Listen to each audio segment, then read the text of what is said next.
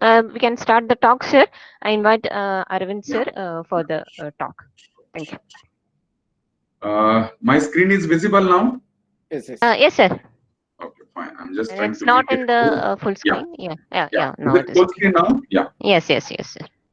First of all, thank you so much, ma'am, and Dr. Jayaprakash ji, who has given me an opportunity to speak to the wonderful audience. And I always feel fascinated to talk about this topic, especially the youngster, because the topic has a lot of attraction. I mean, first of all, when I could see the students who are either in the their masters or in the bachelors, where they are very keenly interested to know the hot topics, especially when they think about a career, especially in this aspect in the science. So I consider this talk will give them an opportunity to first understand the subject, and of course there are some certain issues that can come up as an something that can be made as an option for the career to all those students who are interested, especially in the space sciences, and more specifically it is a solar science today. So I will start my talk for next 40 to 45 minutes, and then at the end, if there are any questions, we will answer those questions. So this the first picture that I am trying to show you in front of this thing is that you might have realized this is a picture which one can consider that it's either a dusk or maybe a town sky that we are trying to see. And if I ask you a particular question, then what city it appears to be, I think more or less most of the techno-savvy students can very easily say that this is nothing but the city of New York. Yeah, quite easy, and I do agree with that. But in fact, the purpose of showing this picture is not that I really have a fascination for the New York City or so. But one of the important aspect of this picture is to make you convince, make you realize that under one point of time, the entire city can be, gets into the dark, and we call it as a blackout. And this incidents have happened in the history of mankind in the past. Now, when we try to look at the reality of such a kind of a picture, why it happens, and the entire city, entire grid gets failure, and then whole city gets into the darker kind of a situation. And obviously, when such situation happen, we as people who can always try to understand why such kind of situation must have happened, then we put on so many different committees and other things to evaluate and get into the root cause of it. And in the same process, when it was happened in the past, this is something that was been investigated, and then it was been realized that this kind of a blackout is not something that any human intervention has created. So there was a very strong kind of idea came up that no, this is not something that any human being has made such kind of a blackout just out of some kind of craziness. But then the real crux of the matter has been come out as an this is happened only because the sun was passing through the highly magnetic cycle, and we call it as an geomagnetic storm.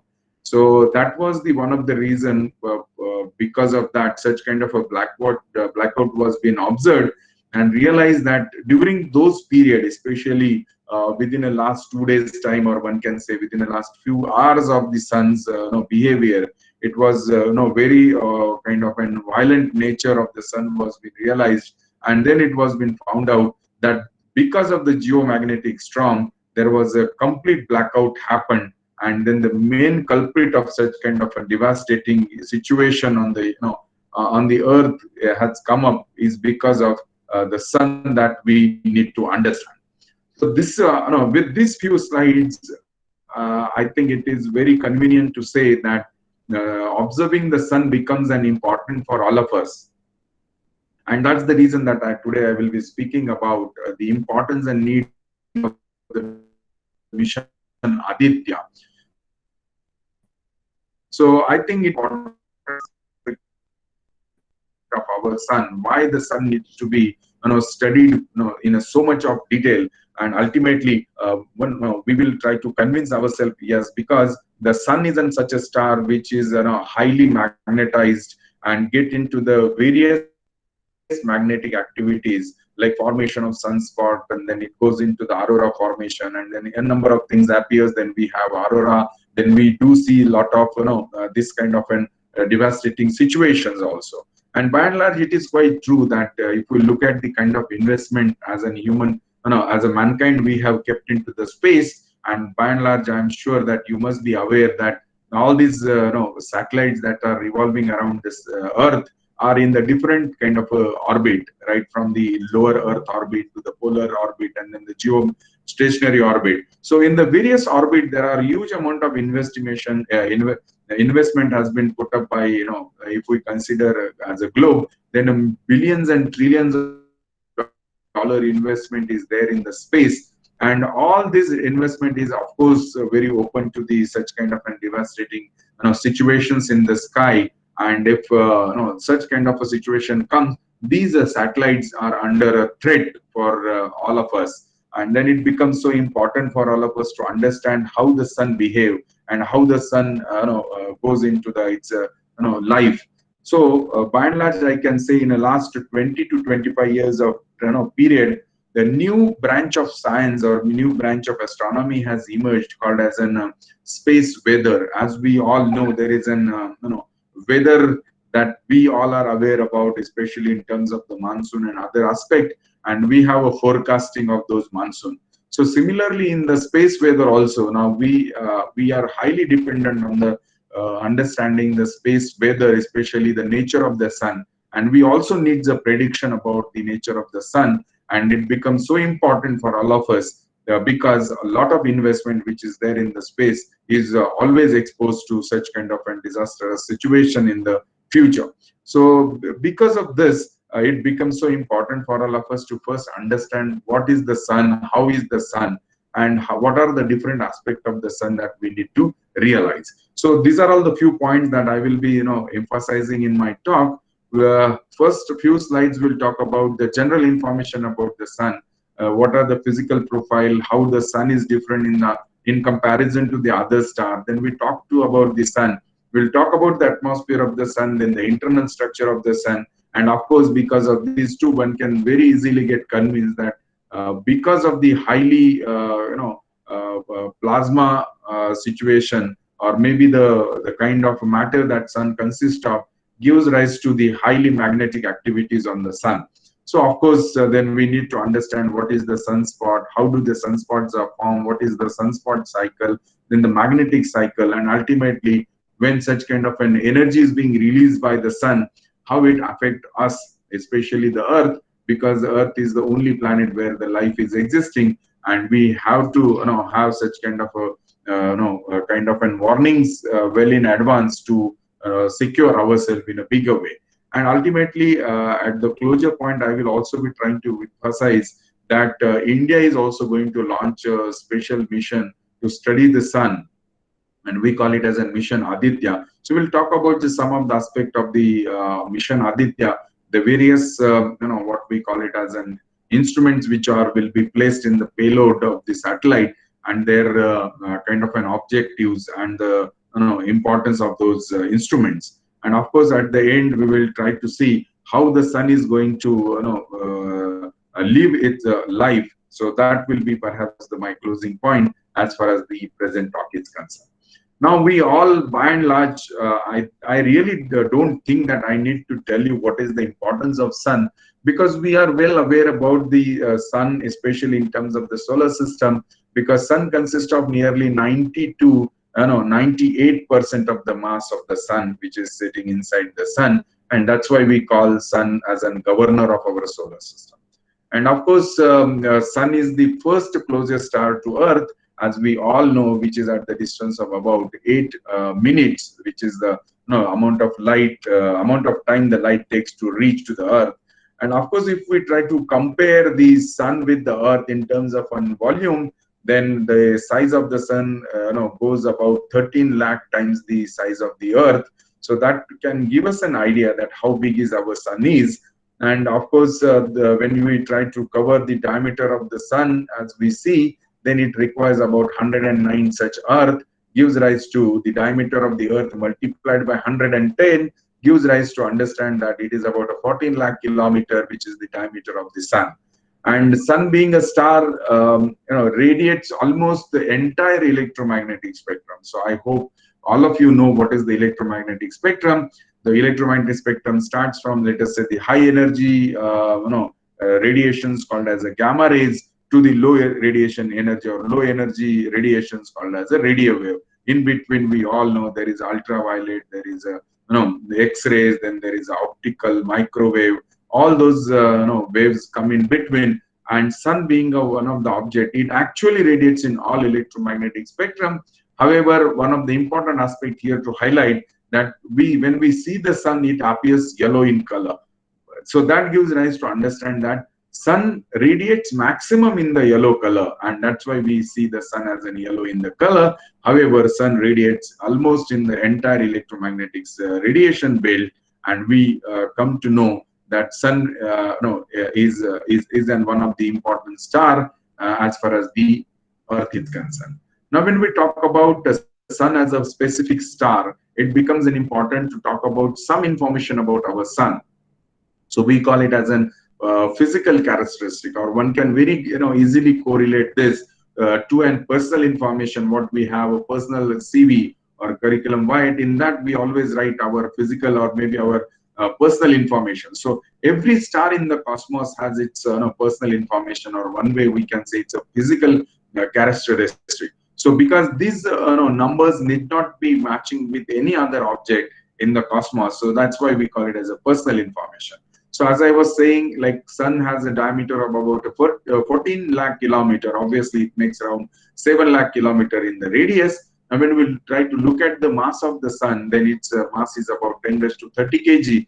That gives us to understand its mass is enormously high. That is where one of the important aspect to realize and understand. Now, when we try to see the average matter density of the sun, then the matter density of the sun is of the order of 10 raised to 3 kg.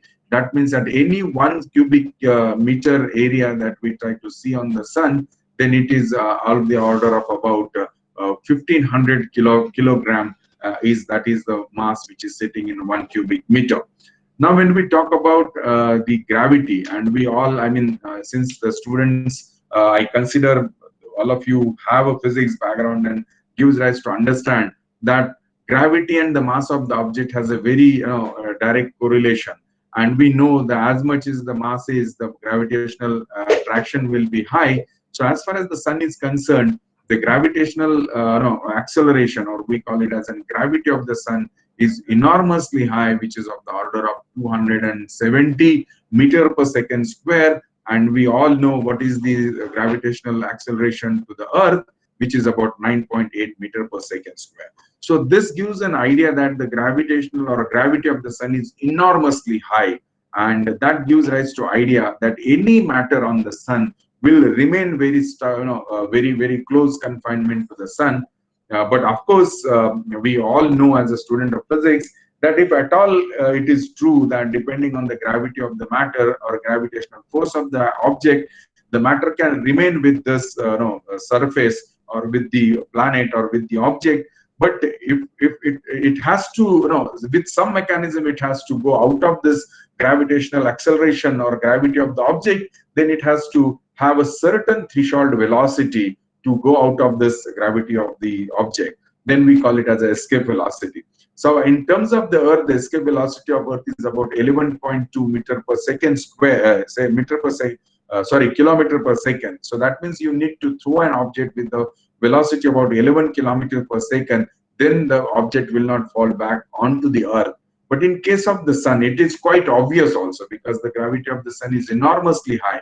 Then the escape velocity of the sun is also of the order of 600 kilometers per second. So this simple number can give us an idea that if anything has to go out of the sun's gravity, then it has to have an enormously high velocity. And it gives rise to understand that if anything leaves from the Earth, leaves from the sun, then it will be highly, what we call it is with the high velocity matter which will be coming. And of course, when it come out of the sun, we all are the planet living around the sun, and Earth especially comes at at the third place. So maybe there will be a little decrease in the velocity, but that decrease will not come down to anywhere around 500 or so. It will remain very high velocity. Now, another aspect about this sun is the surface temperature. Now, when we look at the surface temperature of the sun, which is of the order of about 5,700 Kelvin. So this also another important parameter. This gives us the idea that the minimum amount of temperature that matter has is of the order of 5,700 Kelvin. That means just imagine if anything has to live from the sun, it has to have an enormously high velocity, which is of the order of 600 kilometers per second. And now, when we think about the matter which is being thrown by the sun, then the temperature of that material will be of the order of 5,000 Kelvin. Now, you just imagine if such a enormously high velocity with enormously high temperature, then what else that kind of a matter can do other than the devastating situation at the place where it is passing through. And precisely this is where one can very easily understand why this becomes so important for all of us. And now what we need to realize that how these all phenomena are becoming important, especially in terms of the sun. Now, this is the rotational characteristic of our sun. Now, I'm trying to give you the analogy. I'm trying to compare the two different objects. One is the Earth and another is the sun. Now, we all know the Earth, right? Earth rotates around its axis of rotation, which is about 24 hours, one day, right? But in case of the sun, is it similar? No, it is not.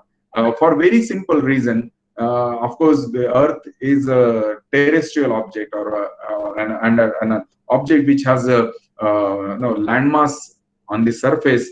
But in case of the sun, it is not true, because the sun is made up of the plasma, which we all know, which is the fourth state of a matter. Now, in case of the Earth, right from the equator to the polar region, it moves well almost with the uniform velocity of about 24 hours a day. But in case of the sun, it is not true. As I said, like it is a plasma structure, the matter density varies, then the velocity of the matter also varies. And that's the reason that we see the matter at the pole takes about 35 Earth days to complete one rotation, while the matter on the equator takes about 25 days to complete one rotation.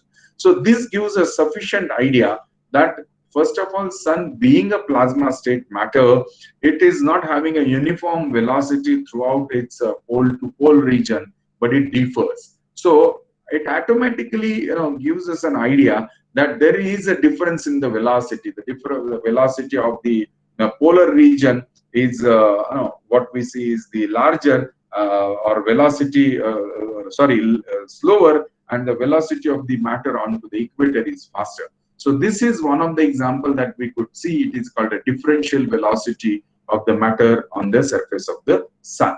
Now, this also gives a good idea to understand how everything as a student of physics that we could imagine come into the picture. But before that, have a look at the orbital characteristic. Like Earth revolves around the sun, which requires about 365 days to complete one rotation. We call it as a 1 year. Now, similarly, sun also revolves around the center of galaxy. And now look at the time frame that it requires. It requires more than 200,000, 200,000 years to complete one rotation. So one can say it requires about 200 million years to complete one rotation around the center of galaxy. So it's a really enormously very high kind of a time period that is required to complete the one rotation. Now look at the magnitude, or look at the vastness of our own galaxy. Now the galaxy runs for about 26,000 light years. This is what is the vastness of our Milky Way. And in the picture that if you are trying to see, then you are not even able to point out where the sun is. And if you are not able to point out the sun, then where is the Earth? I mean, we are nowhere on the picture at all. So this is something that we could imagine the vastness of our universe is. So understanding and studying the astronomy makes us very different kind of a person. Because when we look at the vastness, we look at the kind of magnitude of the things which are in the astronomy, then we realize that this is enormously something which we perhaps have never thought of. And now with this period of rotation required by the sun to revolve around the center of galaxy, now look at the speed by which the sun is revolving around the center of galaxy. This is something I'm pretty sure that you will be surprised to understand.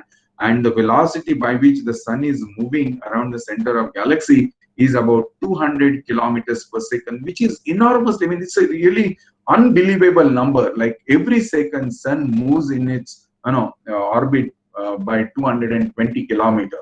But we are part of the sun, so we have got this additional velocity. We have our Earth revolving around the sun, which is about 30 kilometers per second. But in addition to that, we are part of the sun. So the entire solar system moves with this velocity around the center of galaxy. So one can have an addition of velocity formula and realize that how fast this sun is moving, or how fast the we as a part of the solar system are moving, and then it comes out to be magnanimous number, and it becomes very, very difficult even to imagine how can such a fast moving objects are there and we are part of it, and why don't we realize. However, when we try to move onto the road with some certain velocity, we get panic attack. But in case of this, why don't we realize? So answer is so simple, because we all of these motions are happening when there is no vacuum and there is no matter in the space, which is absolutely a vacuum. And so because of the vacuum, we don't realize that this kind of a vastness of the universe, or this vastness of the velocity that we talk about.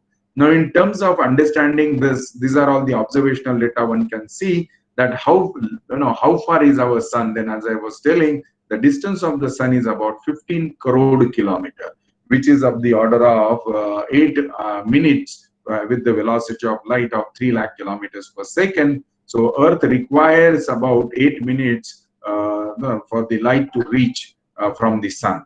Now, these are all the visual magnitude. Absolute magnitude perhaps will not be important as far as this particular talk is concerned, but it is important to understand that in any object kept at a certain distance, how much is the intensity of the light will come. At the distance where it is, then it goes into the minus 26. But if the same sun is kept at the 10 parsec distance, what 10 parsec is about 3.26 light years away from the present distance, then the absolute magnitude of the sun will become a fourth magnitude star, which is something like a Venter star.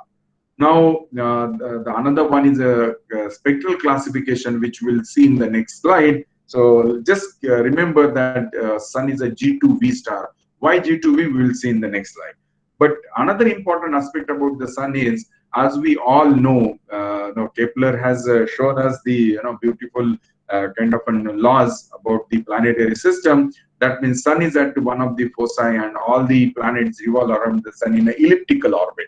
Now, being in elliptical orbit, what happens is that sun come very close to the foci, and at one point of time, the sun goes at very farther distance. So when it is at the closest distance, we call it as a perihelion distance, and when it is at the farthest distance, we call it as an aphelion distance. So in a way, if we try to see the difference between these two, then it goes more than 40 lakh kilometers in the difference.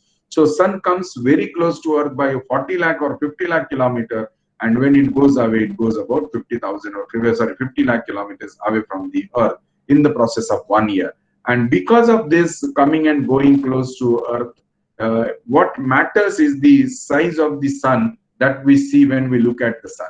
The angular size of the sun varies from, let us say, the 31.6 arc minute to 32.7 arc minute. And I am pretty sure you must be aware about this arc minute angle, because we talk all these angles in terms of the degree, arc minute, and arc second. So there is a variation of the sun size from perihelion to aphelion, and that is one of the reasons to realize that whenever we see the eclipse phenomena, there are differences in the totality period, annularity period of the eclipse, because of this kind of a variation in the angular size of the sun.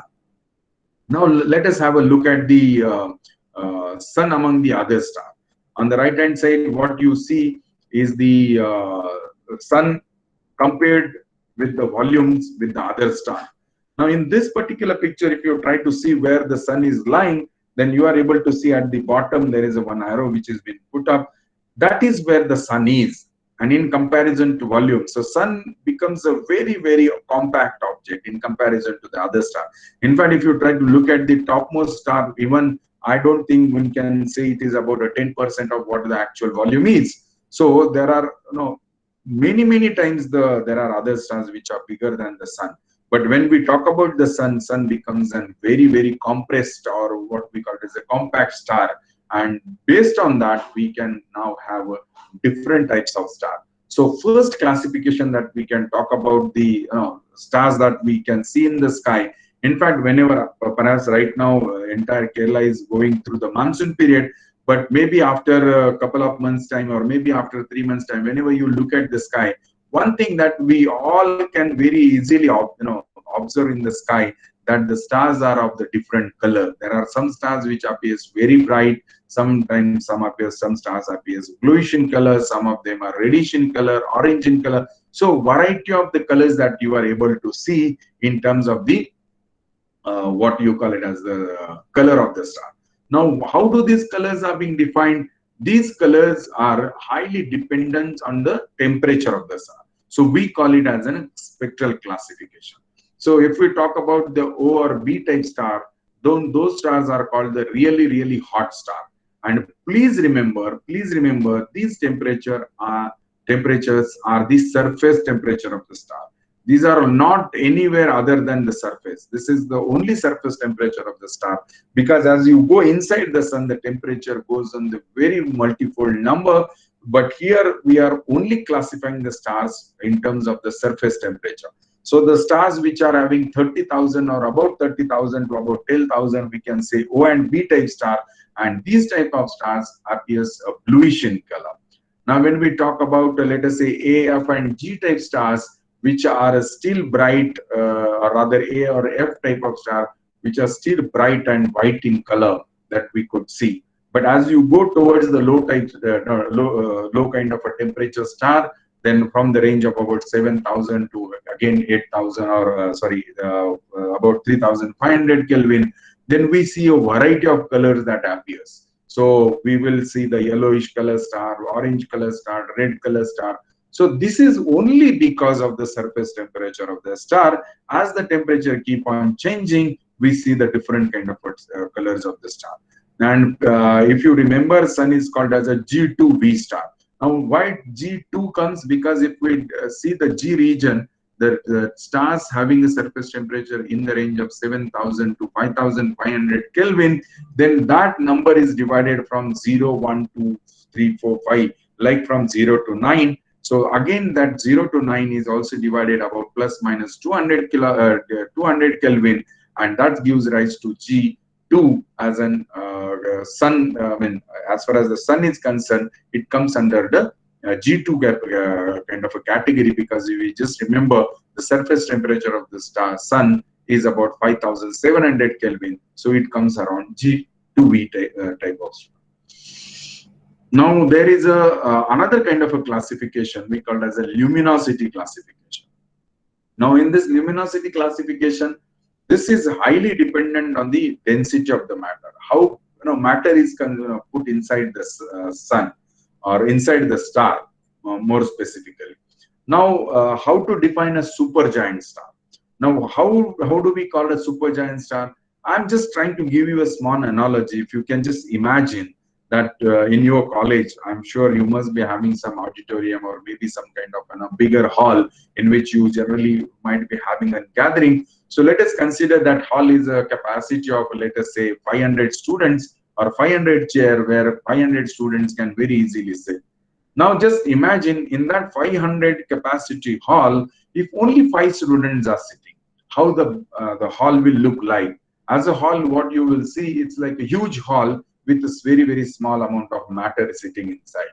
So this kind of a system, this kind of an object, we call it as a supergiant star. So exactly in the right hand side image, if you can imagine the top picture or top kind of a star, wherein only certain percentage of the matter is being shown there. So such kind of stars are called the supergiant star. Now, what are the giant stars? When we have a 500 chair, sorry, we have a 500 chair. In that, there are 500 people and 500 chair, which is reasonably what we can say. As much matter is there, as much space is there, then we can call it as a giant state of a star, which is a huge structure, but reasonably good amount of matter is sitting inside. Now, exactly opposite phenomena can also happen. What we consider in terms of a supergiant.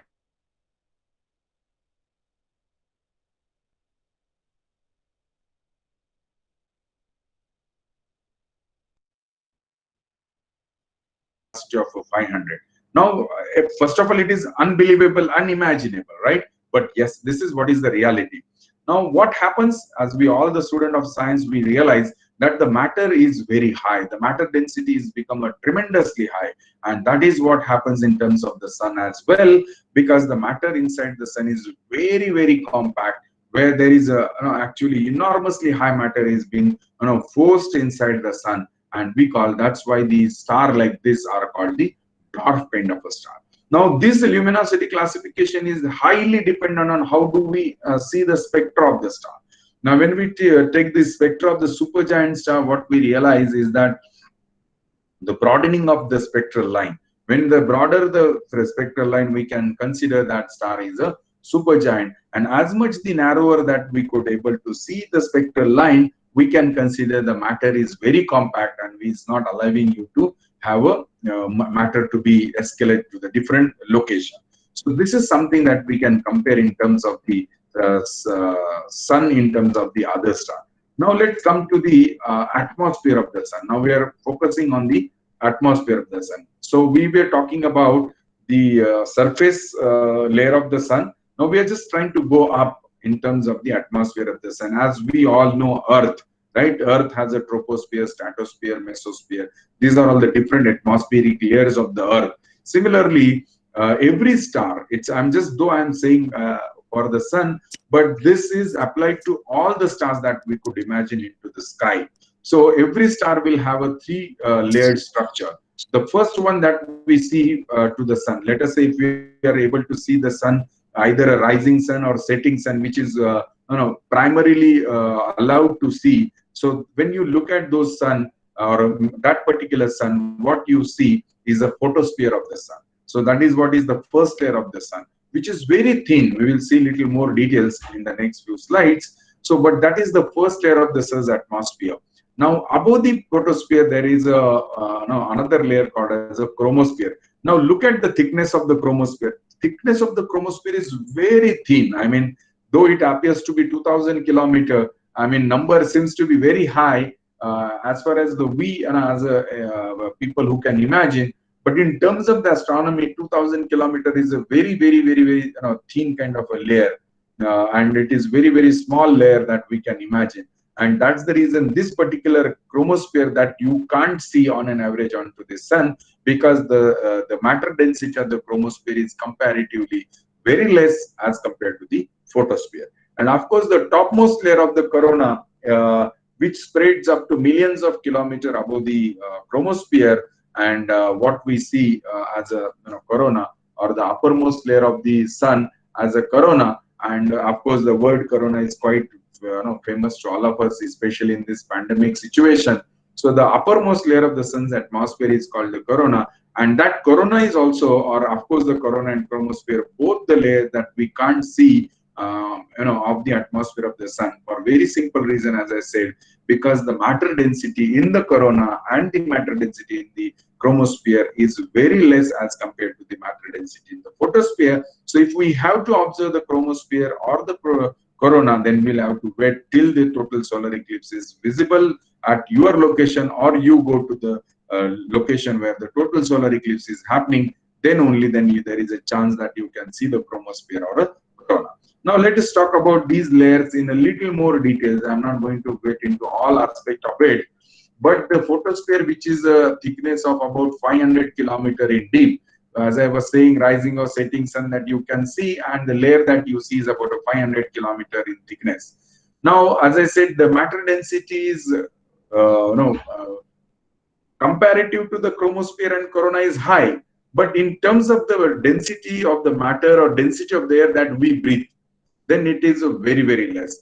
And the kind of matter density we are having on the earth is very, very higher than as it has on the surface of the sun, which is a photosphere. Then it is, one can easily correlate that, which is about 3,400 times lesser dense than the air that we breathe. So we can imagine the density of the matter on the earth is, or rather air, not matter, the density of the air in the atmosphere is enormously high, but in terms of the sun, it is very low as compared to what we breathe the air. Now, one point which I want to highlight here, if you try to see the spectra which is in the bottom, and you more or less, if you are all the graduate or postgraduate students, we all know this is the band of an what we call it as a visible radiation, or what we call it as a radiation from 400 to 700 nanometer, where the our visible spectra is lying. Now in this, what you see is there are some dark line, especially in the background continuum, the continuum of an visible radiation. You are able to see the dark line, and you try to plot that. That with what you realize is a kink that is being happening there, and we are deepening of the spectral line, and this gives rise to understanding that these are all the lines which are being formed because of the presence of those metals. Now, please remember, whatsoever the material that we talk about the sun, we say that sun has a silicon, magnesium, calcium, all number of metals which are there. But these metals are not solid metal as we could think, which is available onto the earth. These are highly ionized material. That means the metal is present on the sun, but that is not in the solid form as we see. And it is quite obvious also, because at 5,700 degree Kelvin, nothing can remain into the solid form. So, but these are all the metal lines which are present onto the Earth's atmosphere. And we see that any line, if you remember the Kirchhoff lines or maybe Fraunhofer lines, that who has discovered enormously about more than 5,000 spectral lines onto the sun's atmosphere, all those lines are being observed in the sun's atmosphere. Sorry.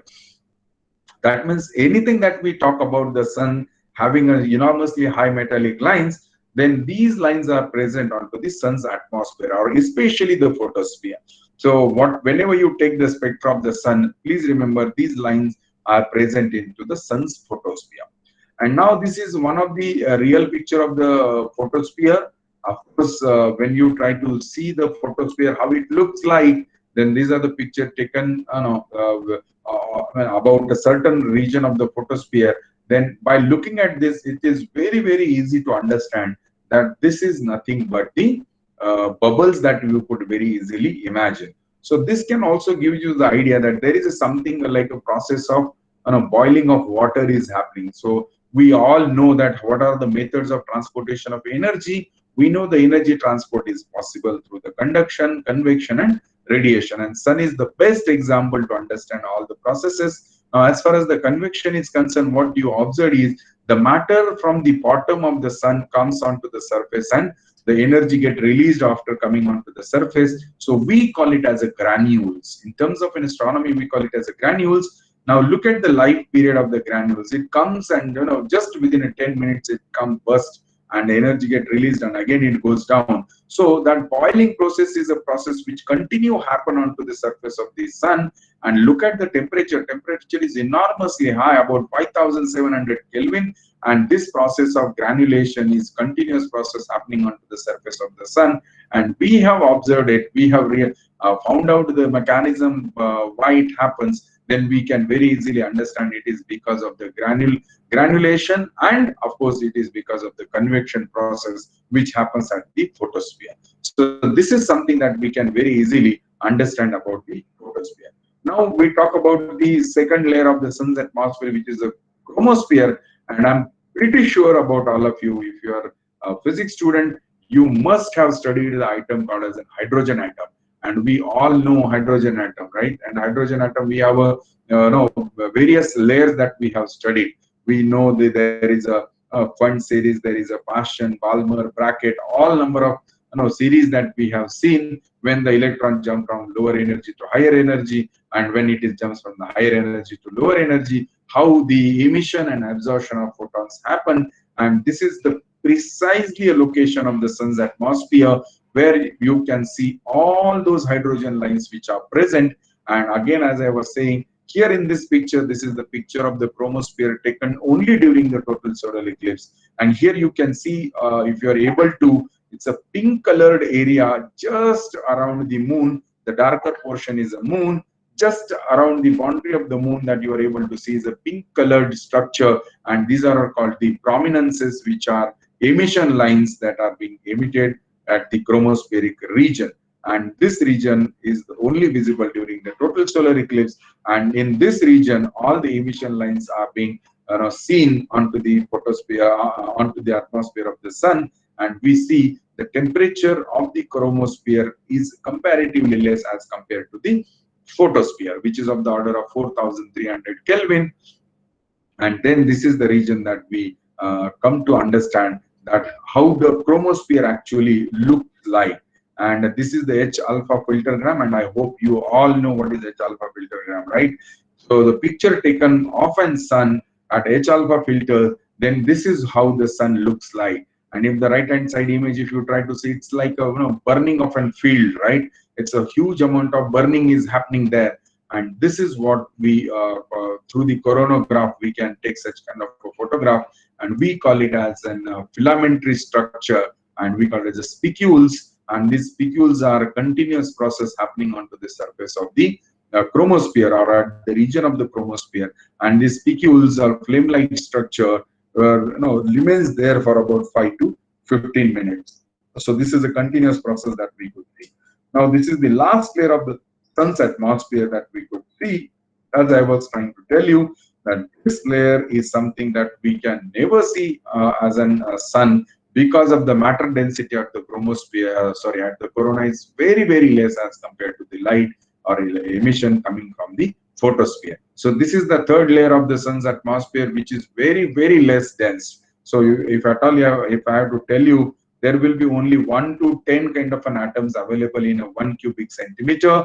So the matter density becomes very, very less, and because of that reason, the visibility of this particular region is not possible on an average, but only during the total solar eclipse you can see the coronal region of the sun's atmosphere, and you can very easily see the matter is how bright the matter looks like, but that you can see only during the total solar eclipse. Now, one of the important aspect here is the matter is now, you can imagine we are going away from the surface of the sun. So the matter and the velocity will also be high at that particular region. Now, by default, as a logical thinking, what we could imagine, at the coronal distance, the temperature should be dropped down, because as we could very easily guess, as we are very close to the fire, the radiation will be very high, and then we realize that heat energy is very high. But as you go away from the fireplace, what happens is that there is a decrease in the temperature. And logically, in terms of the corona also, what we should be able to see is there is a decrease in the temperature. But this is the most surprising part of our sun's atmosphere, and this is the one of the picture that you could see how the surface of or maybe the atmosphere of the sun look like. Where is the photosphere? Where is the chromosphere? Where is the corona? How the distribution of matter is happening there? And here you could see the picture of the corona taken in the different times and in a different wavelength. Like some of the picture that you see is the X-rays, some of them are in the ultraviolet radiation. And most surprising is this particular picture. Now look at the top left picture as a graph. On the y-axis, there is a temperature, and on the x-axis, there is a relative height. Now, here, this is something which is very, very surprising, and this after this particular discovery, the entire I would say the huge amount of people are working on the realizing and understanding the problem of this particular question. Now, what is the question? If you try to see the relative height and the temperature variation in the photosphere, to some extent it appears to be logically correct, As you go away from the photosphere, the temperature is dropping down, but at the chromosphere 2 region is a slightly increase, but we can accept it. But as we again go further, away from the sun, the temperature actually should drop down. But here the exactly opposite phenomena is happening. Now look at this picture. As you go away with the relative height about 3000, relative height means in comparison to the radius of the sun. So as you go away, let us say millions of kilometers away from the sun, the temperature, instead of falling down, it is moving, very high. And look at the coronal temperature. It goes into the order of 10 raised to 6 Kelvin. That means which is of the order of lakhs of lakhs of Kelvin temperature. And this is something which is very, very astonishing, which is very, very surprising.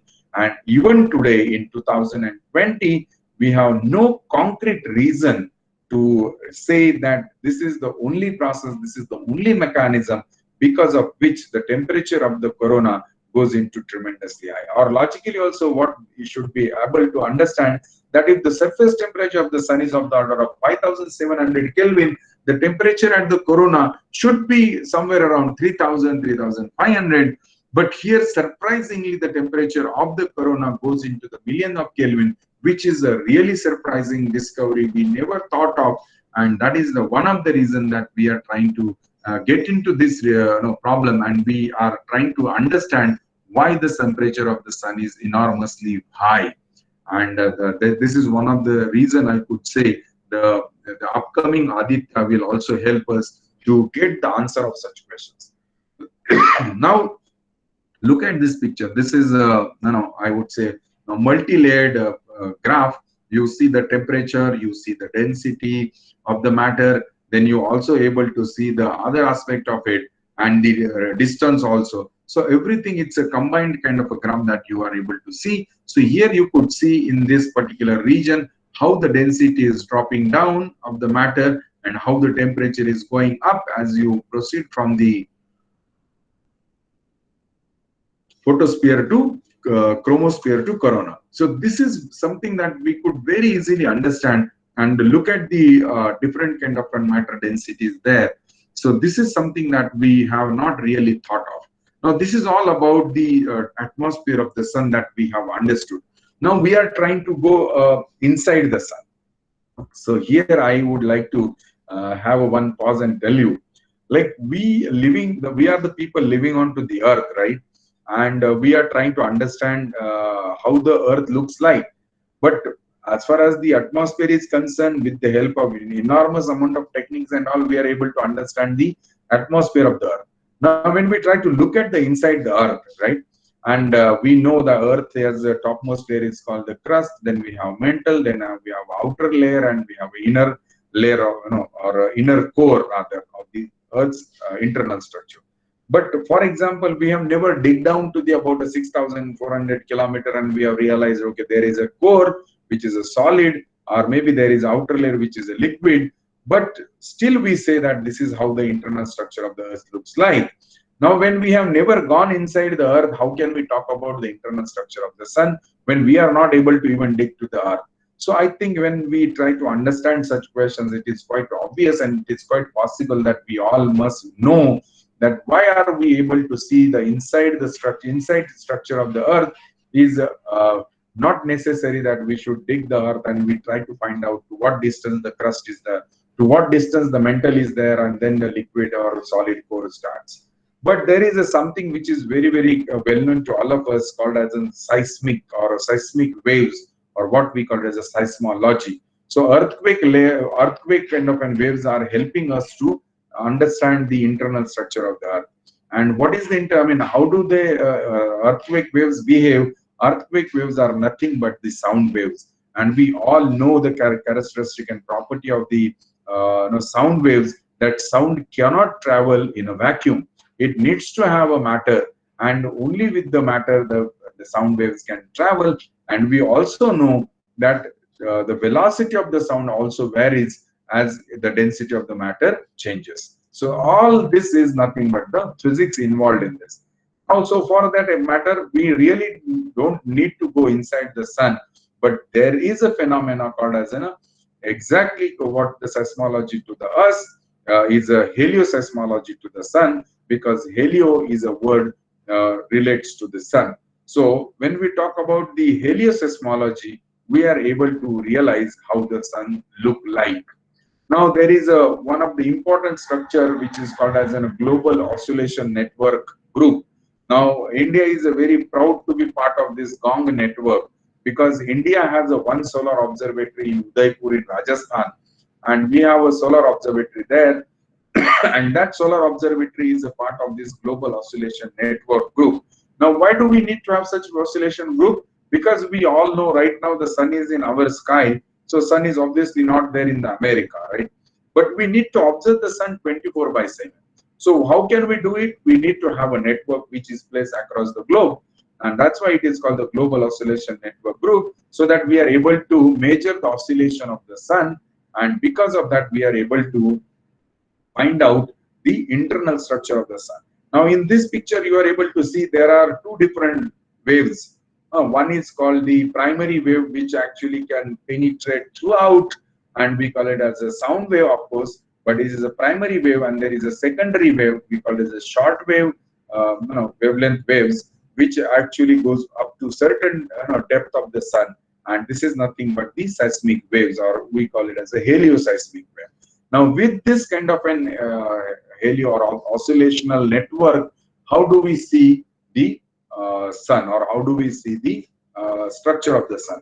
In this picture that you could see, there is a blue and red shift.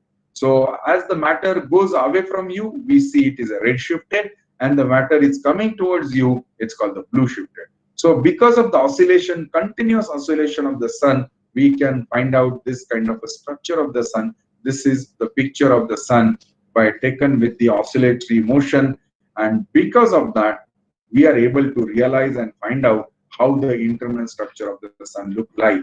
So you can see here, this is how the internal structure of the sun look like.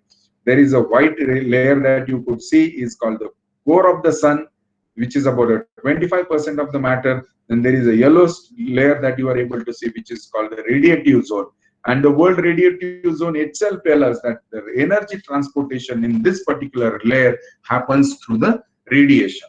Now, above the radiative zone, there is a convective zone. And of course, the convective zone again gives us the idea the energy transportation happens to the matter to matter transportation of energy. So matter itself moves in a convection process, and the energy is brought to the surface of the sun.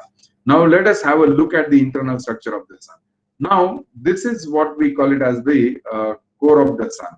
Now, as I was trying to tell you, the nearly 25% of the sun's area is occupied by the center of the sun, and all the hydrogen that we could see, all the matter that we know about the sun as an hydrogen is sitting inside that 25% of the core of the sun.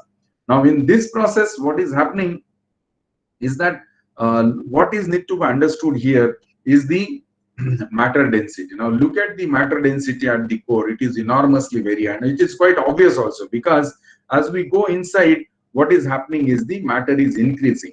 And here I hope all of you know there is an ideal gas equation which is called PV is equal to RT, and there is a clear-cut relation between the pressure, volume and temperature. So PV is equal to RT gives rise to understand that as we go, as we keep on increasing the pressure, the temperature will also increase. So it is quite obvious to understand as we go inside the sun, the pressure will build, and then the pressure will be enormously high. And as the pressure will be high, it will convert that into the temperature. And look at the core temperature of the sun. The core temperature of the sun is of the order of 13.6 to 15 million Kelvin. This is enormously high temperature. And now any one of us who understand the basic physics, or let us say chemistry, at that temperature, no other process than the nuclear fusion reaction can happen. So this is the main reason that because of the tremendously high temperature, that region only nucleosynthesis process can happen, because no other process can be possible there at the enormously high temperature. So this is the region where the continuous conversion of hydrogen to helium happens, and this is where we can consider that the real energy formation happens at the core of the sun. So for example, if I had to say you the light that is received today, okay, it has started its journey just 8 minutes before from the surface of the sun. But now look at that, the same light which has come to us within 8 minutes, it has, where it has started, it has originated at the core of the sun. Now there will be a little surprise to all of you.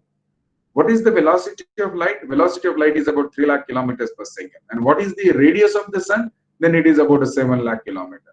So on an average, if the light is being generated at the core, it will require hardly about 2.1 seconds to reach to the surface of the sun. And then it may require further 8 minutes to reach to us. But most surprising part of formation of this light and reaching to the surface of the sun is when the light is produced, or maybe when the photons are produced, when the gamma rays are produced at the core of the sun, it requires millions of years to reach onto the surface of sun. And please mind the word, it requires millions of years to reach to the surface of sun. So by and large, the radiation or the light that we are receiving today is produced when perhaps there was no life onto the surface of the earth. So that is how one could very easily imagine. So light which is generated nearly millions years before has reached to us today. And look at the area through which it has to pass. It is just a 7 lakh kilometer radius. Okay, from surface to core is a 7 lakh kilometer. So the right to travel from core to surface, which is a 7 lakh kilometer, requires million of years. And that is the reason, if you remember my analogy, if your college has a capacity of 500 students and you are trying to put about 5 lakh students in that, what could be the intensity, or what could be the density of the matter? It is tremendously high. And precisely this is what happens when the light is generated at the core of the sun. When light is trying to go out, it is not easy for the light to reach to the surface. It has to go into all thermodynamic processes that we could imagine. I hope you all know the kinetic theory of gases. So all kinetic theory of gases comes into the picture, and that is where light requires millions of years to reach. And this is generally, we call it as a drunken man problem, because we never know to go one step ahead, we take 5 steps behind. So this is the same thing happens. A photon when try to go up, away, it goes inside for quite a number of time, and again it try to go out and again come back. So this is what highly dense matter giving rise to require enormously high time to reach onto the surface. Now in terms of the sun, nearly 98% of the energy is produced by pp chain, which is a proton-proton chain, and only 2% of energy is being released or generated by CNO cycle, which is carbon, nitrogen, and oxygen cycle. Now 98% of pp chain is why I am saying it, because the mass of the sun is not very high. Of course, 10 raised to 30 is high, but in comparison to the highly massive star, so there are 30 times, 20 times massive the stars are in comparison to sun. But in such massive stars, the proton-proton chain doesn't work, but there carbon, nitrogen, and oxygen cycle matters and gets dominated. And we all know CNO cycle is nothing but a catalytic cycle in which the carbon, nitrogen, oxygen acts like a catalyst. They don't take part into the reaction, they get produced by itself. Now this is the pp chain. You can very easily understand that there are two protons, and the two protons fuse together, have a positron, and the neutrinos being generated. So all the neutrinos are generated in this process in the sun, and then we require one more proton get add on. Then in the process the gamma rays are being formed. Here what this is nothing but the gamma rays, and this is the energy release that we have see in this reaction. And this is the one reaction in which there are 4 protons are required to produce a 1 helium atom, because these 2 hydrogen or proton which again combined will release here. So only out of these 4 you could see here the 1 helium atom requires 2 proton and 2 neutron. This is the one process that has been shown here, or this is the chemical reaction that we could see here. This is a deuterium, positron, and neutrino formation. This is the photon or a gamma ray that we could see. So with this process, this is the process of formation of helium from hydrogen. Now, how many such kind of reactions need to happen in terms of producing the helium? Then 10 raised to 37 times such reaction happens within 1 second. So you can imagine the amount of reaction rate it happens there. So ultimately, if I have to say how much matter is converted, then about 4.26 million metric ton matter gets converted every second in the sun. Every second, about 4.26 million metric ton matter is get converted, and that gives rise to the energy of about 3.8 to 10 raised to 26 watts of energy is being produced for every 1 second. So this is the main energy source of the sun. And by this small equation, one can very easily find out, we know what is the mass of the sun, we know the rate of reaction, and we know as long as the mass is there, reaction will continue, and that is what is the life period of the sun also. This is another cycle, which is the carbon, nitrogen, oxygen cycle. Here, carbon, nitrogen, and oxygen work as a catalyst. They don't take part into this process. In this picture also, when you try to see here, now all this process, what happens is again same thing, neutrino formation, positron, neutrino, positron, and ultimately then this is the gamma rays or energy release happens here, and all the carbon which was started here get produced back here. Nitrogen we started taking the part will again get formed here. So like this, carbon, nitrogen, oxygen just act as a catalyst, but the matter again get converted from hydrogen to helium. But to have the CNO cycle, we require tremendously high temperature. So the temperature of the order of 13.6 to 15 million, the only proton-proton chain dominates. But if the temperature goes beyond the 15 Kelvin, 15 million Kelvin to about 20 million Kelvin, then the CNO cycle dominates. The high mass radiation, high mass stars have a CNO cycle in the process. Now, this is the radiative zone in which we all know the transportation of energy happens to the radiative process or a radiation process. And here you see the large amount of area where the transportation is happening into the form of a radiation. And of course, we know that this is radiation is in comparison to the core region, the matter density start decreasing, but still it is not less. It is 20 grams per cubic centimeter, which is again still a very high number.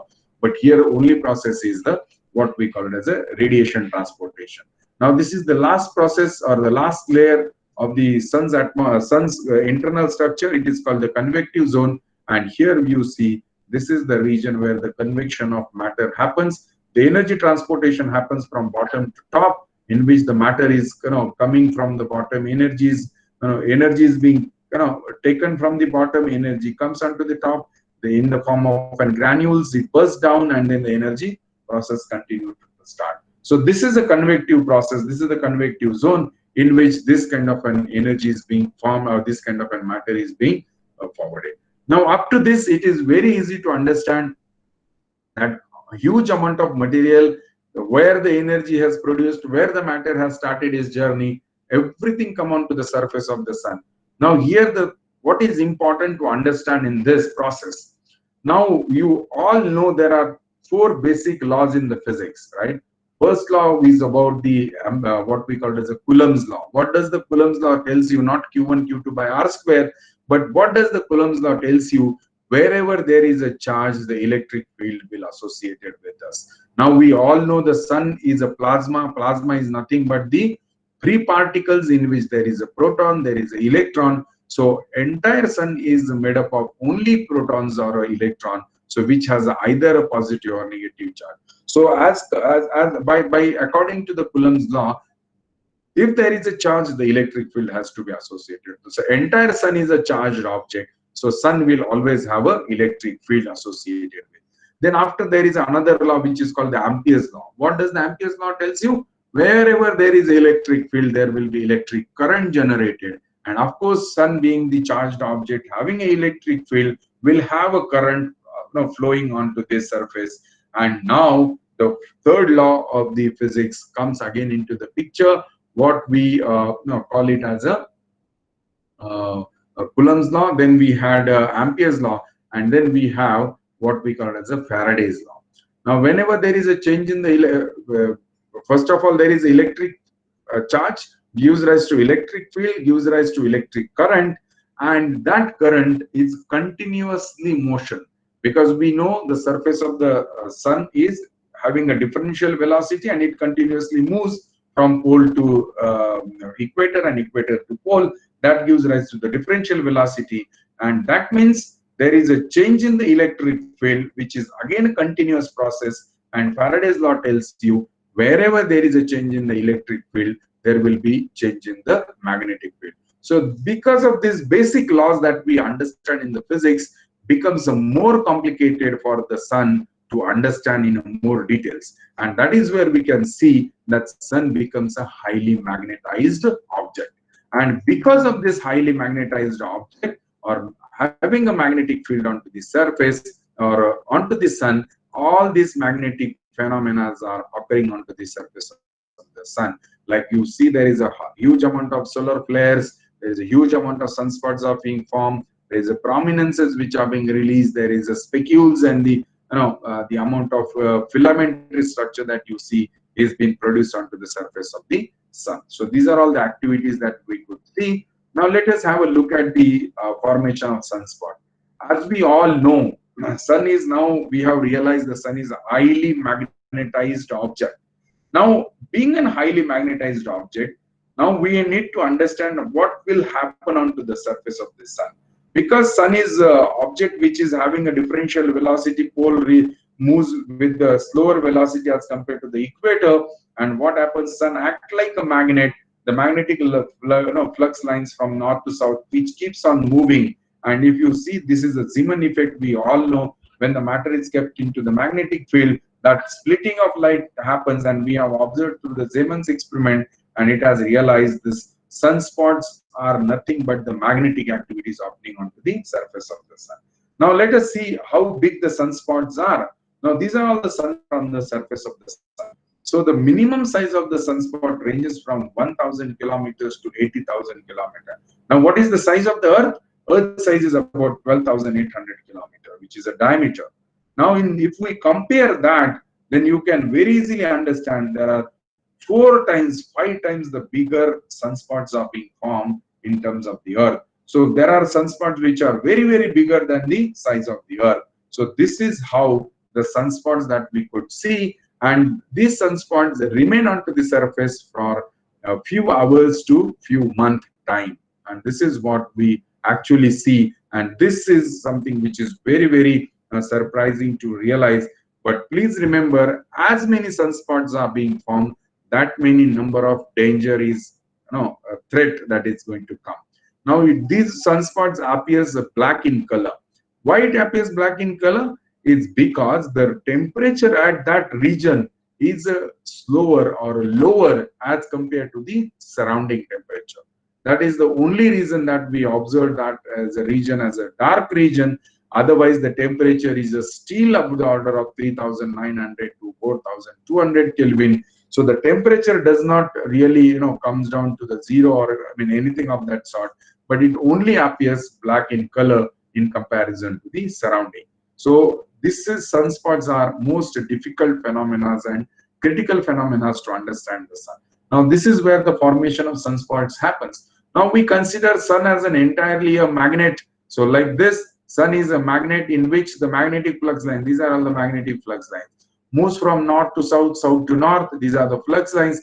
But in the process, what is happening? Sun is revolving, right? Sun is rotating on its axis. Since sun is rotating on the axis, what happens? The magnetic flux lines are getting twisted. So like we are squeezing our cloths. When we do the washing of the cloths, what we do is squeezing the cloth so that water gets out. So in this process also, what happens is the magnetic flux lines, as there is a differential velocity in the sun, these magnetic flux lines get twisted and twisted and twisted, and that twisting continues to happen. And at one point of time, those magnetic flux lines breaks down. In the process, they breaking process happens, and once they broken down, it falls back onto the surface of the sun, and wherever they fall, it appears like a sunspot. So we'll have animation to be seen there. There you can see, and that is the reason what you will observe here. Whenever there is a sunspot, there is a always a couple of sunspots. That means they always occur into the pair. So wherever there is a sunspot, they appears into the pair structure. And these are the Maunder butterfly diagram. When Maunder first time observed this phenomena and plotted the sunspot number for a very long time, then he has generated this kind of a butterfly diagram. This is the equator of the sun. So the sunspot formed between equator to 30° north or equator to 30° south. There is an enormous number of sunspots are being formed. So you can see the sunspots are very less towards the pole, either south or north, and this is how the number density varies. And this is the maximum number of sunspots formed near the equator, but as you go towards the pole, the number of sunspots are less. Now, this is the main source of energy, or this is where the energy is being released. Now, when such kind of a magnetic flux lines are breaking down, sunspots are being formed. When the sunspots are being formed, the matter is being thrown out of the sun. And when that matter been thrown, it comes to the solar system. And Earth is at the third place. So when it comes towards the Earth, in the higher latitude region, this kind of a sunspot, this kind of an auroras are being formed because of the recombination process happens at the magnetic polar region. And these are all the ionized oxygen that you could see in a different color. And these are all the pictures taken almost in the midnight, 1 o'clock or maybe 12:30, 1 o'clock, 2 o'clock. And at such a dark time, you see the whole sky is being brightened up. So these are called the borealis, aurora borealis or aurora borealis, depending on where it forms. Now have a look at these animations, how the sunspots are being formed. So let us, I'm just trying to come to the closer of my talk. Here you could see that how the sunspots are being formed. So this is where you see the sun being a magnet. These are the magnetic flux lines. They are moving as the sun is moving on its axis. And in the process of continuation, what happens at one point of time, it breaks down. This is the breaking process is happening of the magnetic flux lines. And when they breaks down, they fall onto the surface of the sun. And that's why there are, one is where they go inside, and there is another where they go other side. So this is where the sunspots are being formed. So here you could see this is where the sunspots are being formed onto the surface of the sun. This is how the lines are broken down, fall onto the surface, and this is where the sunspots are being formed. And this region is called the solar or sunspots, and they appear black in color because of the decrease in the temperature at that region. But decrease does not mean that it drastically decreases down, but it just go a little. That's it. Now, because of this, what happens is what you call it as a solar winds are being formed. Now, let us look at this. I think none of these are being getting played, but this is where this so this is the main source of location where the sun's energy is being released, and we see the sunspots. These are kind of an energy as being thrown towards the Earth, and Earth being at the third place comes to with this kind of an highly energetic material, and then we need to be protected, and Earth protect us from this energy with the Earth's magnetosphere, which is at the distance of 30 lakh kilometers above the Earth. And only at the magnetic polar region, those recombination happens and we see the aurora. Now, by and large, we have realized up to this, the sun is an important object, goes into the very violent nature because of the matter present onto the surface of the sun. And all physics that we have studied, kinetic theory of gases, all number of laws that we have studied about the electromagnetic radiations, everything that we have studied.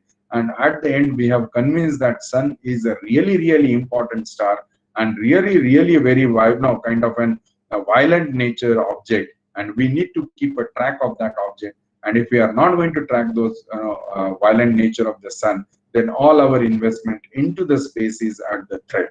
So that is the reason we are trying to launch the mission Aditya. It is not like that there was no other people have tried. There are a huge amount of solar mission which was being launched by various countries, but India will be the fifth country who will again be launching our own mission Aditya, which will study the sun. Now, this is a mission Aditya which has been planned for the next year, perhaps, or maybe 2021, that we will be able to see the ISRO is launching Aditya 1 or Aditya L1 in more precise manner. Now, L1 stands for the Lagrangian point 1, and I hope you all know what is Lagrangian point. Lagrangian points are the null point where the gravitational force of the Earth and the gravitational force of the Sun nullifies, and if you park something there, that point will remain as a null. So when you park something there, it will remain at that point. So our Aditya L1 is at the distance of 15 lakh kilometers towards the Sun, and it's called as a Lagrangian point 1 towards the Sun. So we are going to park this Aditya L1 at the Lagrangian point 1 so that we will be able to track the Sun 24/7, and no shadow of the Earth will fall onto the Lagrangian point L1, and we are able to see the Sun continuously. And because of that, what we need to understand is what the objective of Aditya mission, which includes the coronal heating problem, solar wind acceleration, coronal magnetometry origin, and monitoring of near ultraviolet solar radiation. So these are all the main objectives of the Aditya L1. Now just have a look at the payloads which are there. So Aditya will have a visible emission line coronagraph, which will be helping us to study the diagnostic parameters of the solar corona and the dynamic and the origin of coronal mass ejection. And this VELC, that is visible emission line coronagraph, is getting developed at IIA Bangalore, are almost ready, and now the testings are happening. Now then we have a solar ultraviolet imaging telescope, which is called as a SUIT, and it is to imagine, it is to take the image of an partial resolved solar photosphere and chromosphere in the in the ultraviolet region of 200 to 400 nanometer, and to measure the solar irradiance, and which is getting developed at Ayuka, Pune. And then we have aspects, which is Aditya solar wind particle experiment, through which we are going to study the variation of solar wind properties and their distribution and the spectral characteristic. And this aspects is getting developed at PRL Physical Research Laboratory, Ahmedabad.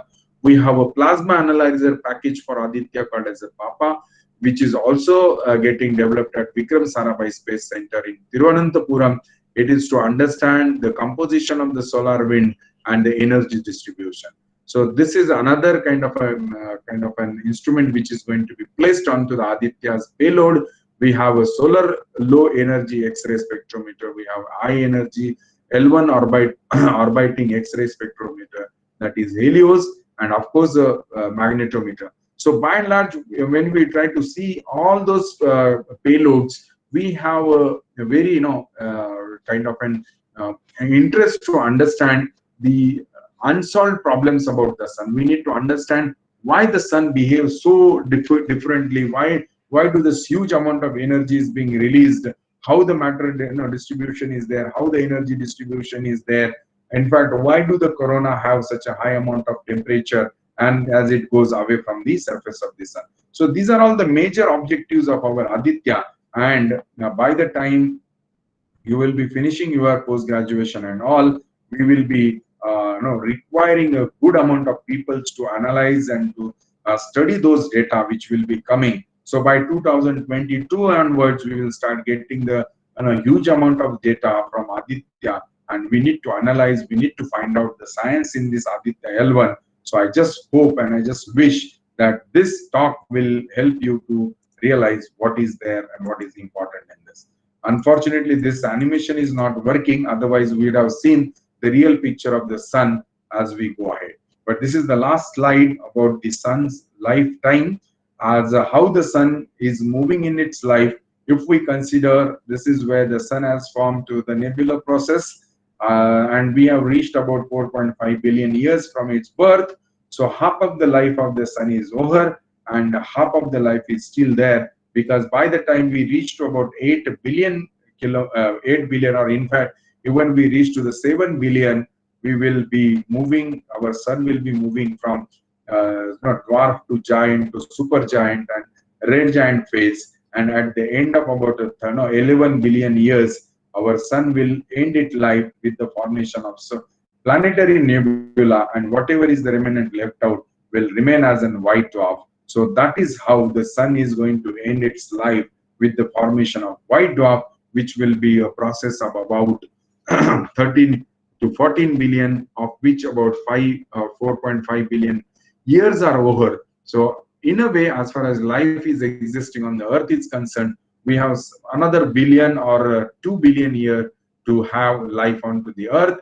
But after that, it's going to be very, very difficult to have our own existence. So I think in a way, when in a nutshell, I can say that we actually should not worry when are we going to die and how are we going to die, because there is everything which has come to the birth.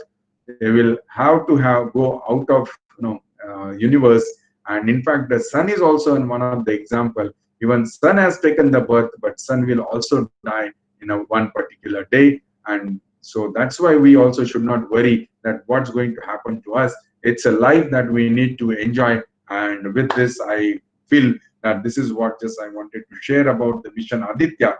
And I wish that by the time you complete your master courses and all, this is the one of the avenue which is available to contribute, and your contribution will also help to the science, and that will help in bigger way for the humanity as well.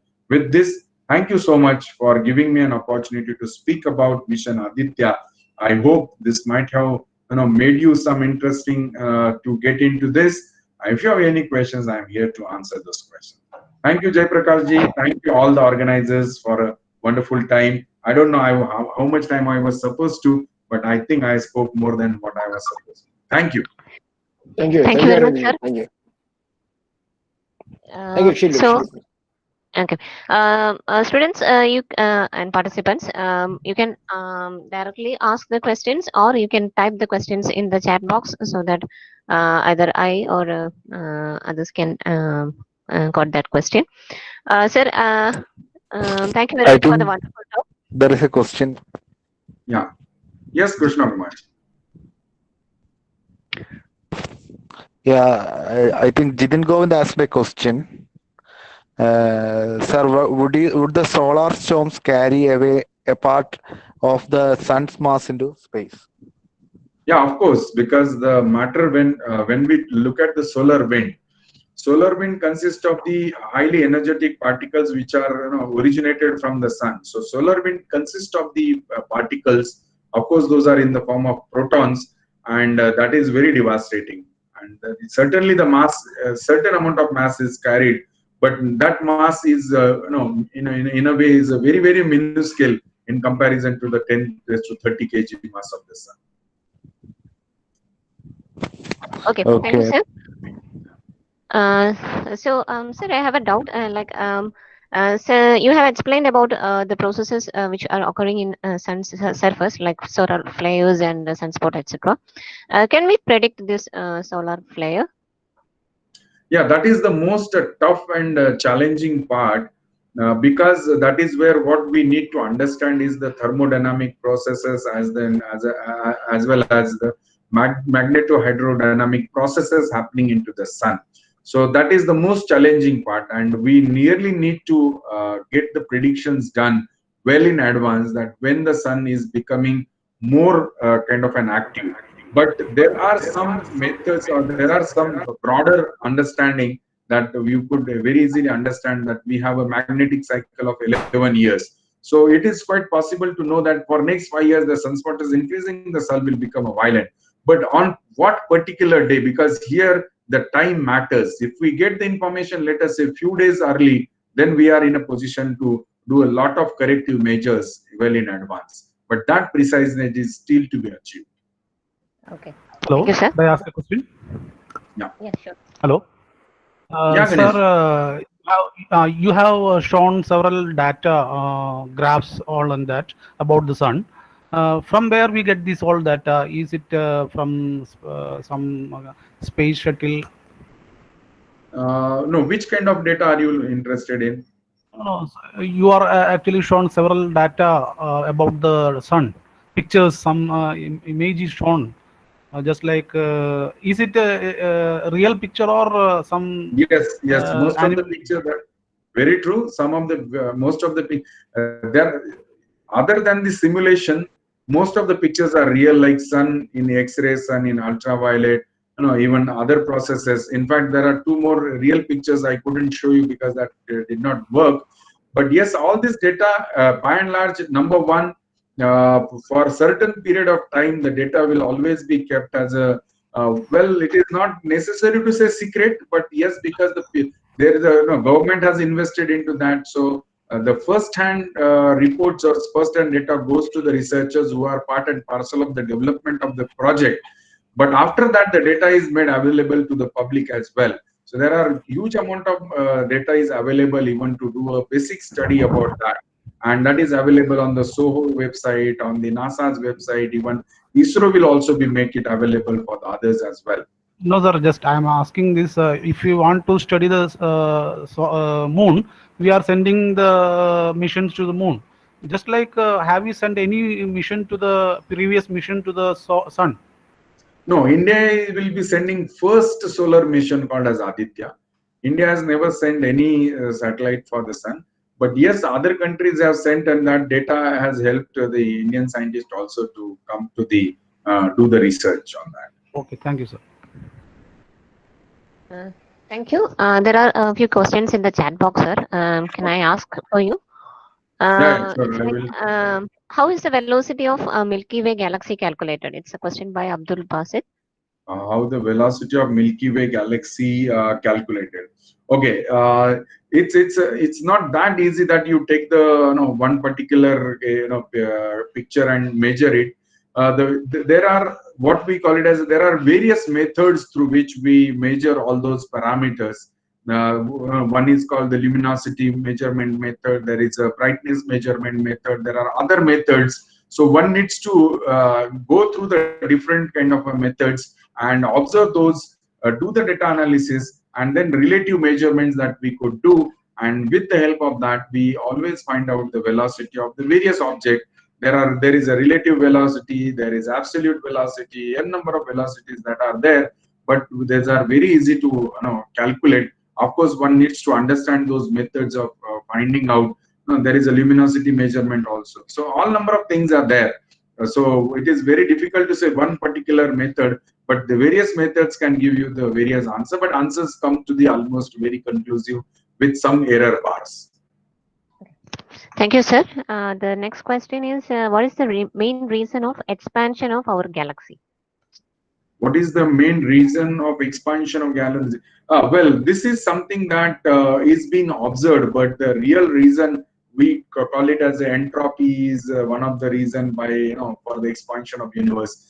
But the real reason is not been understood. If that is where we are able to understood, then means we are able to find out the origin and the process of which it is happening. But what is observed is the expansion of universe. We are able to see it is expanding, it is moving. But what is dragging it?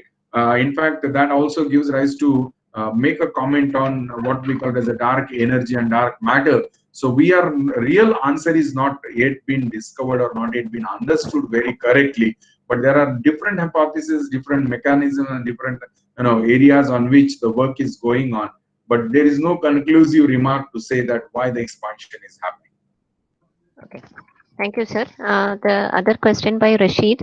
How does we can gather information about sun? Yeah, so as I said, like number one, it depends on what particular information you are interested in. As I was trying to tell you, like sun radiates in almost entire electromagnetic spectrum. Are you interested in a high energy? Are you interested in a low energy? Are you interested in a optical region or what particular? So depending on that, one has to look at the source of information. So, for example, if you look at the high energy radiations, those data is available only through the satellites because those energy doesn't reach out to the surface of the earth. But if you try to see the radio sun, or if you try to see the microwave or maybe of that sort, or millimeter waves, then those energy reaches onto the surface. So there are ground telescopes also, there are space telescope, n number of locations are there, and majority of the institutes does this kind of an data collection and to produce the research papers as well. Yeah. Thank you, sir. Next question. Are relativistic effects are applicable to us because our speed is extremely Low. large? No, where is that? Uh, Beauty of the universe, actually. It's not the Are the next. relativistic effects are applicable to us because our speed is extremely large? No, in fact, that compares because relativistic picture, things will come when we are very comparative to the velocity of light. But as far as we, as things are concerned, we are not able to see those effects because our velocity is not extremely large, right? But these are all the relativistic effects that we measure. We consider those, and then we try to find out the region, find out the effects. But as of now, we need to have observationally, we have not found out as such. Yeah. Thank you, sir. Uh, um, Next question. Is there any recorded evidence of damage Yes, imparted yes. to such satellites Very much, posted? many. There are many incidents happen. In fact, why the reason we started a space weather is that only. And in fact, if you remember my first slides when I was trying to tell you about the blackout happened, right? So this is where the investigation started, and we realized that sun is the main culprit or main reason to study all those. And based on such kind of an incidences, only we started get into the details. And yes, there are recorded history that yes, this has made us force this to study, and some satellite have also got exposed to that. In fact, in earlier period, the satellites were not having this sun shield, but now we know that such sounds can happen occur. So we are now having the solar panel which we can refold or kept it silent for some time and again reopen when such kind of storms pass by. Thank you, sir. Next question. Yeah, if Shifana want to ask something. Yeah, yeah, ma'am. Sir, I would like to ask you about what do you think of the coronal heating problem? What was the main reason about the coronal heating problem, sir? So I would like to know your views or Yeah, in thoughts. fact, that is where the whole issue, coronal mass ejection is the reason to say that the coronal temperature goes high, but there is no conclusive. I mean, at one point of time, we get some certain results, but that does not reach to the conclusive remark that for the coronal mass ejection is the main culprit for formation of high energy or high temperature in the corona. Yes, but CME is one of the probable no scope where the temperature goes rise to, but we still need to explore more, and we are not yet come to the conclusive remark on that. Okay, sir, I have one more question, sir. I don't know it is more technical or something. When we are studying about the CMEs, the halo, when we are studying particularly the halo CMEs, the CMEs will be projected in sky plane, right? So how we can nullify these projection effects in practice when we are handling with the data? Any Then for that matter, we will have to work with the people who are either working in the PRL. We have good research institutions in Udaipur also. Those who are yeah. working especially with the CME, you can talk to them and work on the precise area that you are looking for, and it based on the data analysis. How do you do? So you can get in touch with them. They can help. Okay, thank you. Yes, sir. Sure. Thank you, sir. There is one more question by Ardra. As we know, solar wind affects the working of a space shuttle, and all. Then, how can Aditya withstand in strong CMB and solar flares? Yeah, exactly.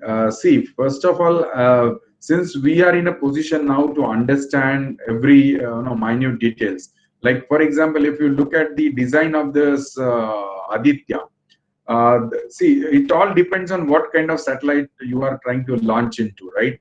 So when we are trying to study the sun, our all the instruments that we are looking at, we will have a capacity to handle up to certain temperature, right? And when we also know that we have now a technique by which if there is a such kind of storms are going to come, we will keep those instruments shut for some period of time. And nowadays this is quite possible, but still with the data that we are able to receive, we are able to measure. So even going into this with the Aditya is not going to be a problem, because we know many techniques by and large now, and we are able to sustain with that. And of course, I mean, if there is something which we are not yet been discovered, then that threat will remain, kind of an serious for us. But as of now, we know many things, and based on those understanding, we'll have to go ahead. Thank you very much, sir. Are there any other questions? If participants want to ask directly, you can directly ask. I wish many of them will find the interesting part for their career, and they not only solar, there are other issue areas also. They can come forward and contribute into that.